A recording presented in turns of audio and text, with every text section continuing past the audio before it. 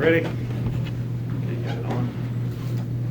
All right. Would you rather coach basketball or play basketball, and why? Well, I'd rather play, but I'm not able to play. So I don't really have much of a choice. Both of them are very, very enjoyable. Yeah. But I had a lot of fun playing when I was growing up. When I was a kid, played it all the time. But those days are long gone.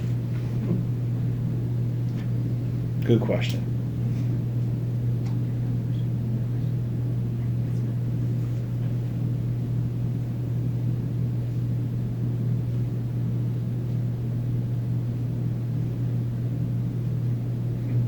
If you couldn't coach basketball, what else would you do?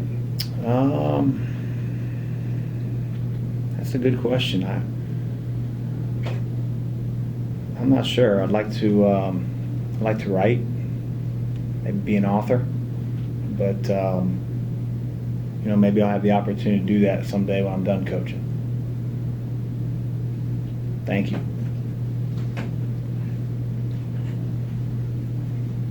Chris, on Saturday, your point guard's 7 assists, 0 turnovers, but Florida State's kind of a different animal in that regard. How are they able to turn teams over as frequently as they do? I think it, comes down to a few factors. Got excellent, athletic, long, athletes on the floor that, play a style that's all over the court, 94 feet. They don't let you catch the ball where you want. They switch every screen, both on and off the ball, which is a little different from in years past. And, Leonard's teams just over the years have played extremely hard on the defensive end. And, players change, names change, faces change, but the identity doesn't. And that's something that I think when you think about Florida State, you think about a team that presses, that denies, that tries to rattle the opponent. So we're going to have to do a better job than most teams have done tomorrow if we want to be successful. Chris, based on Kimball's play against Kentucky, you see his role becoming any bigger, or you tweak it some, or what are your thoughts on that? Well, I thought he stepped up.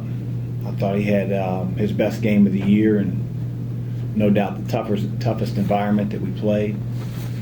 It's what you come to expect from a guy who's been in college basketball for 5 years.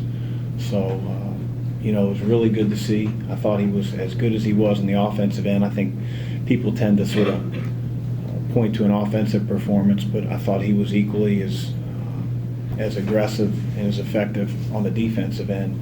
He's by and large been that way the entire year. So, I do think that, we have even more confidence than we've had in him in the past, and I think he's earned that.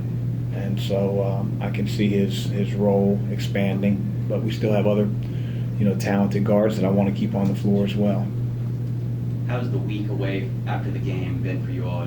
Did the loss kind of motivate you all, do you feel like, or just how things been? Business as usual. We have to get better. That wouldn't be any different from, the first week after we played Miami of Florida in week 1.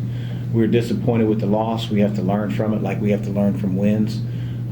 We felt like the game, was right there for the taking, but you give, Kentucky all the credit in the world for being able to make plays down the stretch that we didn't. And, it's a long season. We have to learn from it.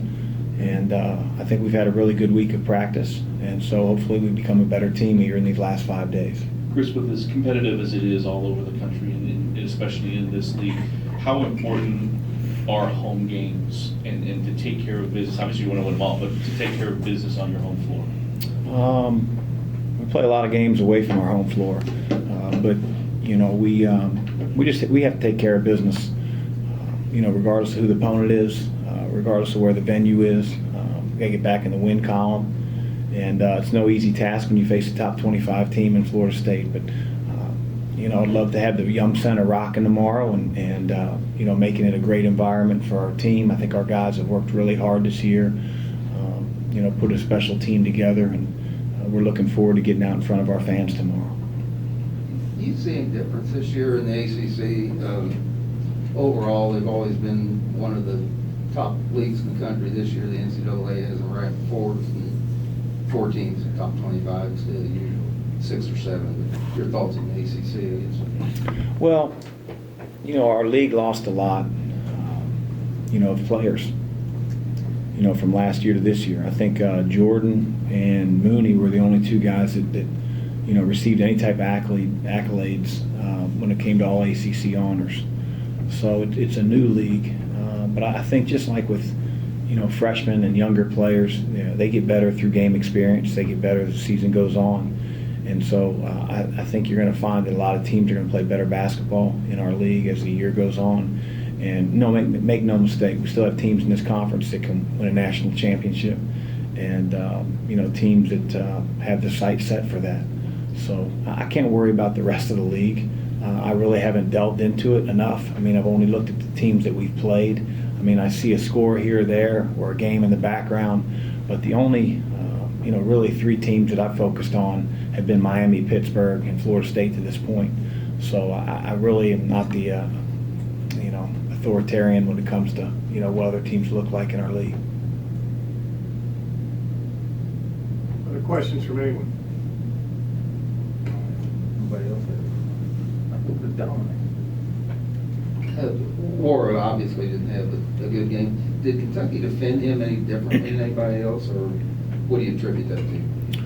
No, I think Jordan settled. I think he's got to figure out ways to affect the game, you know, other than scoring the ball. You know, when his shot isn't falling, and he missed some easy ones that he normally makes, and I think he pressed beyond that. But when his shot isn't falling or things aren't going his way on the offensive end, I think great players find ways to affect the game, to affect winning. And unfortunately, he didn't do that last Saturday. And so, you know, it's something that, you know, we've been, you know, coaching Jordan on ever since I got here. And, you know, if he could do it already, then he wouldn't need a coach. And so, you know, everybody on our team, you know, has strengths and weaknesses, and Jordan sometimes defines himself or lets his scoring affect, you know, who he is in other areas. And he's grown so much in other areas that we need him to affect the game in other ways. You know, he needs to be able to make winning plays, and not just being on a team that wins, but if, you know, make plays that affect winning. And I think he's taken a large step forward this week in practice. When you have a game like he did, probably get served a little bit of humility, and that's always a good thing if you learn from it. But he's a high-character kid. He's a terrific player and a great scorer, and I'm confident he's going to become better because of the experience he had last Saturday. If you were to become an author, what genre would you lean toward? I don't know. They say that you know, you should write about things you really know, but I think by the time I hang it up, I'd never talk about or write about basketball. Too played out. I'd have to figure something else out. Coach, your football coaching strategy was kind of borne out and validated on Monday. There's an open position at Mississippi State. Are you on it? No, my knowledge of football and football plays is very elementary, as you can see. Anything else? Thank you all. Thanks. Appreciate it.